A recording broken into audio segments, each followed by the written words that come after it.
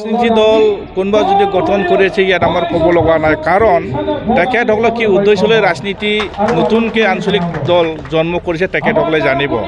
কিন্তু আমার লক্ষ্যটো হল 2025 সেপ্টেম্বর মাহত হ'ব লগা BTC ইলেকশনত BPF দলে 100% মানে ফাইনাল যে আমার সরকার আহাটো নিশ্চিত হয়ে আছে। কারণ কোনোবা নতুনকে রাজনীতি দল জন্ম করলে বলে যে রাইজে ভোট দিব এইটোতো নহয়, রাইজে সিদ্ধান্ত ল'ব BTCত কোনে সরকার আহিব, হয় না নহয়? যদি সরকার ইয়াকে রাইজে ভোট দিব।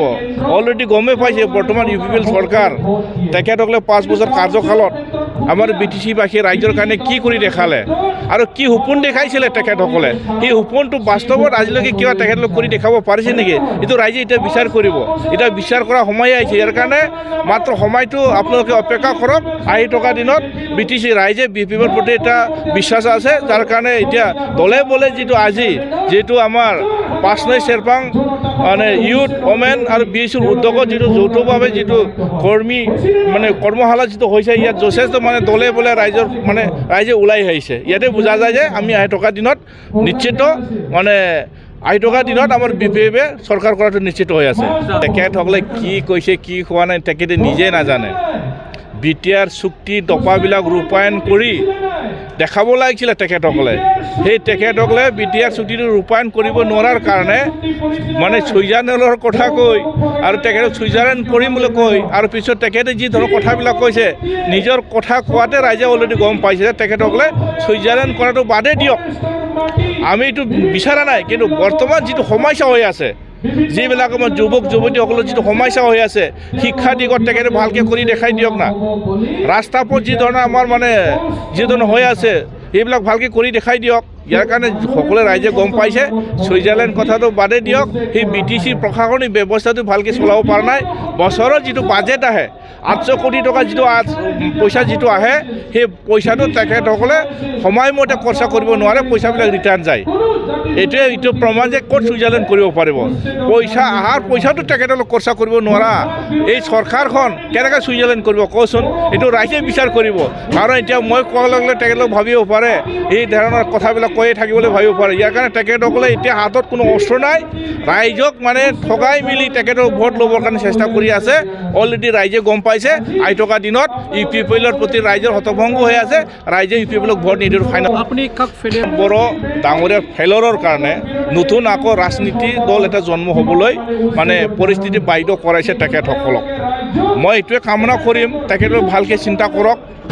নতুন ৰাজনীতি দল জন্ম কৰাৰ আগতে আপোনালোকে যিটো ৰাজনীতিৰ দল খুলিব গৈ আছে, আপোনালোকৰ আদৰ্শ নীতিৰ মাজত যদি ৰাইজৰ মাজত যদি আপোনালোকৰ আদৰ্শবিলাক যদি ভালকৈ ৰাইজক যদি বুজাব পাৰে ভাল হ'ব, হয় না নহয়? ৰাইজে বিচাৰ কৰিব।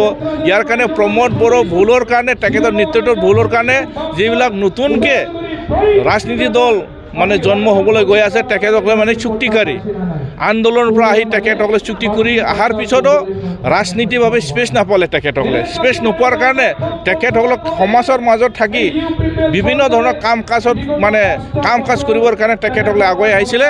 তেখেতক ৰাজনীতিৰ স্পেচ নোপোৱাৰ কাৰণে তেখেতসকলে পাবলৈ বাধ্য হৈছে বোলে তেখেতসকলে এতিয়া ক'বলৈ ধৰিছে। ইয়াৰ কাৰণে মই এইটোৱে কামনা কৰিম যে আহি থকা দিনত তেখেতসকলৰ জীৱনত ছাকচেছ হওক আৰু ৰাজনীতি যিটো গঠন কৰিছে, যিটো আৰু ভাল উদ্দেশ্য লৈ যাতে সমাজৰ মাজত কাম কৰিবৰ কাৰণে আগুৱাই যাব পাৰক, মই এইটোৱে কামনা কৰিছোঁ। ইয়াতে বুজাইছে যে প্ৰমোদ বড়ো ডাঙৰীয়া 5 বছৰ কাৰ্যকালত একো কাম কৰিব পৰা নাই। যিবিলাক NDB ল'ৰাসকলক সংস্থাপনৰ কথা কৈছিলে, চাকৰি বাকৰিৰ কথা কৈ আছিলে, আজিলৈকে তেখেতসকলে NDB ল'ৰাসকলক সংস্থাপন দিয়াটো বাদেই দিয়ক, একো দিবই পৰা নাই। কিন্তু ল'ৰাবিলাকৰ যিটো সপোন, যিটো আমাৰ BTC চুক্তিটো ভালকৈ ৰূপায়ণ হ'লেও ইয়াত ল'ৰাবিলাক সন্তুষ্ট হ'লে হয়, কিন্তু দফাবিলাকতো ৰূপায়ণ কৰিবই পৰাই নাই। কাৰণ আৰু ল'ৰাবিলাক বিৰাট কষ্টৰ মাজত তেখেতলোকে ভুগিব লগা হৈ আছে।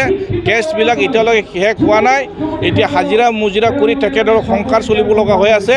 ইয়াৰ কাৰণে মই বৰ্তমান প্ৰমোদ বড়ো ডাঙৰীয়াক এতিয়া অনুৰোধ কৰিতো লাভ নাই, অলৰেডি 5 বছৰ গুচি গ'ল। এতিয়া এই ল'ৰাবিলাকে সিদ্ধান্ত ল'ব কাক চৰকাৰত আনিব লাগে, কাক পাৱাৰ দিব লাগে। ইয়াৰ কাৰণে অলৰেডি প্ৰমোদ বড়োৰ ওপৰত হতভংগ হৈ এতিয়া নতুনকৈ যিবিলাক ৰাজনীতি দল জন্ম হ'ল এইবিলাকৰ কাৰণে হ'ব লগা হৈ আছে। ইয়াৰ কাৰণে প্ৰমোদ বড়ো ডাঙৰীয়া ভালকৈ চৰকাৰ চলাব পৰা নাই, অলৰেডি প্ৰমাণ হৈ গ'ল। ইয়াৰ কাৰণে আহি থকা দিনত UPPL এটা নাম নিচানেই নাথাকিব।